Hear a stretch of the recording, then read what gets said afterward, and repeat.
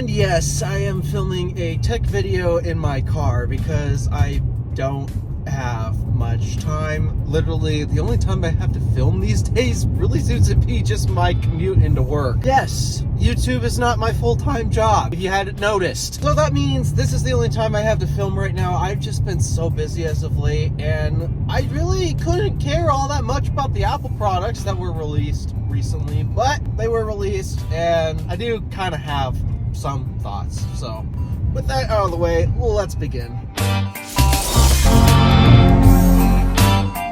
Alright, so the first thing that Apple had released in the month of February, actually, which was kind of interesting. I mean, didn't the iPads come out really early March or something? I don't remember, but what I do remember is that they came out with two new iPads. A new iPad Air featuring an M3 chip, and to that, all I have to say is really, who cares? Like, seriously, because iPads never needed better hardware, they've only needed better software. And did they get better software? Nope, they did not get better software. So iPad Air M3, yeah, that don't matter. She really don't matter. And then we have the new budget iPad. The budget iPad finally got an update of some sort in terms of a hardware update. And did that hardware update matter? Once again, no. I mean, it helps for software support, which can you complain about extra software support? But it seems like everybody's mad that the budget iPad only got the A16 chip instead of any of the other chips that allow for Apple BS. If you watch this channel, you'll know exactly what I'm talking about.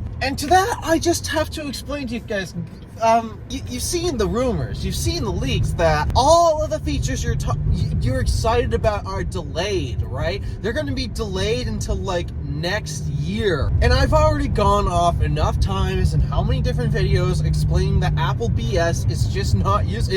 I call it Apple BS for a reason, guys. It just leaves me to have to ask, is it really worth it? Is it really that important, guys? I don't think so. Your device will be just fine without Apple BS. It truly doesn't matter. Oh, and then the base storage configuration was upped to 128 gigs standard in the budget iPad. That's a good move from Apple. That's a good move to update it to 128 gigs. Because if I'm being honest, I had a 64 gig iPad Air, the M1 version, and let me tell you, the storage was actually a problem on it. It was one of the reasons why I upgraded to my M4 iPad Pro. Despite that, I did not need to spend as much money as I did on an iPad for Face ID. Seriously, why is the iPad Pro still the only iPad with Face ID? Okay, we're done with iPads here because there's not much else to discuss. Time to move on to Macs, because we got two new Macs this month as well. We got a new M4 MacBook Air, and the crazy thing is it actually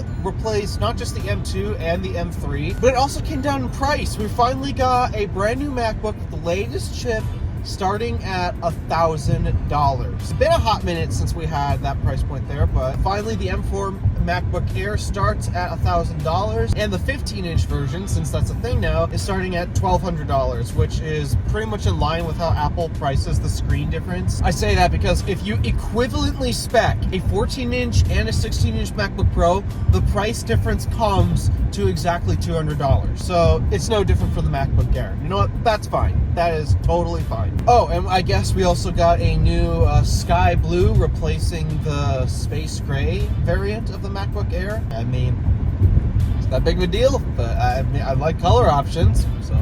Oh yeah, it's replacing a neutral color. I hate neutral colors. So yeah, good job, Apple. The final Mac that some people have complained about from a marketing perspective, which, guys, this is Apple's marketing team. How did you not expect this? The new Mac Studio. Not only does the Mac Studio come with a new M4 Max variant, because of course it has to. The weird thing is, the Ultra chip that it offers is not M4 Ultra. It's actually M3 Ultra. So that means different architecture differences. And why is it starting to snow right now? Weather. Stop it. Stop snowing! But yeah, there's got to be clear architecture difference between the M4 Max and the M3 Ultra chip. There's the obvious. The Ultra chip is just put two Max chips together, quite literally. But then there's also like the general CPU core architecture and all the nerdy details such and such like that. That's probably why they called it M3 Ultra instead of M4. It has to do with an architecture, if I recall. M4 has a lot more neural engine core updates, so that way they can focus on the AI, BS, and such. Yeah, that was M4's big thing. And if I had to guess, the M3 Ultra doesn't have those beefier neural cores for the AI, BS processing. But at the same time, there have been some major improvements. Like, I guess if you were to build an AI, BS training model, I guess doing that is a lot easier if your whole thing, CPU and GPU, has access to a total of 512 gigabytes of memory. Quite insane, to be honest. So, yay, I guess you can run your extremely memory inefficient BS tasks on your new Mac Studio. You can tell I have no excitement for that. This is why it's hard to make gadgets videos these days. And that's pretty much all I can think of in terms of the news. No price reductions for the Mac Studio. And a lot of people are directing a lot of hate towards the iPhone 16e. Why? It's not... Okay, a quick note about the iPhone 16e. If you're a hater of the iPhone 16e, you're a tech enthusiast that is very much disconnected from the reality of the average consumer. The average consumer cares nothing about what we care about. All they care about is, does it have good battery life? Which it does. Does it have a good camera? Which it does. Is it the best camera? No. In fact, the average consumer usually isn't asking for the best. They're just asking for good enough. And what about the price of the iPhone 16e, since that seems to be everyone's problem with it? For one, the average Joe, the people who are going to buy this, they're not going to buy it from apple.com and pay full price for it. That's never how they buy phones. Average Joe walks into a carrier store where they have it on a discount and they use this cool thing called a trade-in to help offset that cost. So for the most part, average Joe is not going to be paying full price for that thing. And instead, what's going to end up happening is they're going to walk into their carriers as per usual. Carrier's going to offer a discount to begin with and an extra discount by trading in your old iPhone prior. And while, sure, they could do that if the phone was cheaper still, then you'd be saving even more money. The number one thing I want to ask you is software support. This is something that average Joes care more about than us tech enthusiasts. Why? It's because us tech enthusiasts tend to cycle through phones a lot quicker than the average Joe. The average Joe will buy it, and once they finish paying off the contract, they'll likely pretty much be using the device until it stops working. Because why replace it if it ain't broke? It's working just fine. And then the whole transitioning phones is a hassle to them. It's a hassle that us enthusiasts put up with, but hey, we're enthusiasts. We don't care about the hassle. We just care about having the latest and greatest tech, right? Not the average Joe. The average Joe works and thinks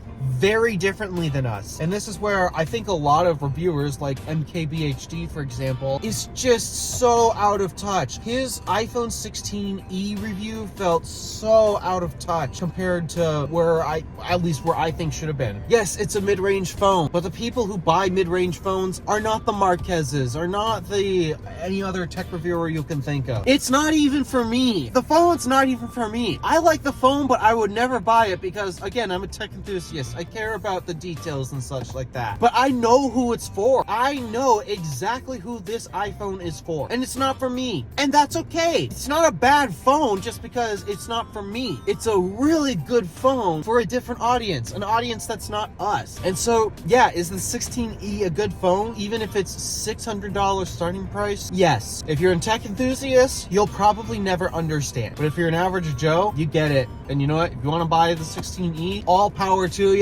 Go get it. It's a great phone. And that pretty much wraps up this video here. Thank you for watching. Do me a favor and interact with the stuff below. My name is Alpha DeWolf, Random Alpha, signing out.